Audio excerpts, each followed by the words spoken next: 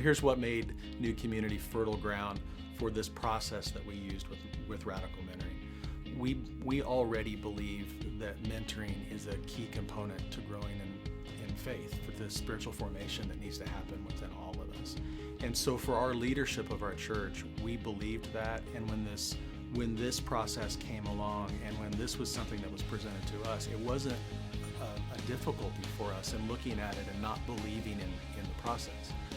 What was unique for us is the way that it impacted our church.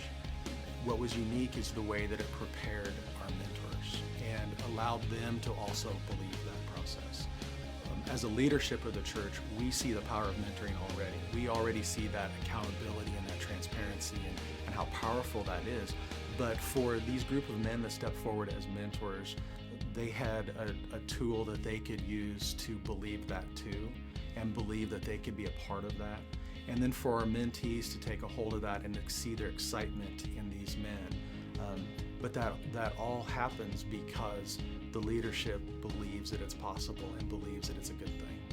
What we're hopeful for as a church right now are things that we really have been hopeful for a long time, but there's a sense of reality to start seeing these unfold. And so let me give you a couple examples.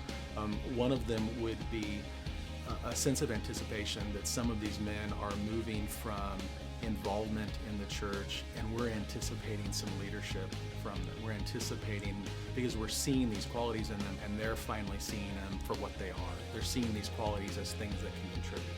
We've already seen a lot of changes happening within the mentees in this process. We've two things in particular that I've seen more than anything else, and out of all the mentees that are involved, there's several of them that I know well, and I've already have a friendship with them, and so I can see the changes in them just from a distance.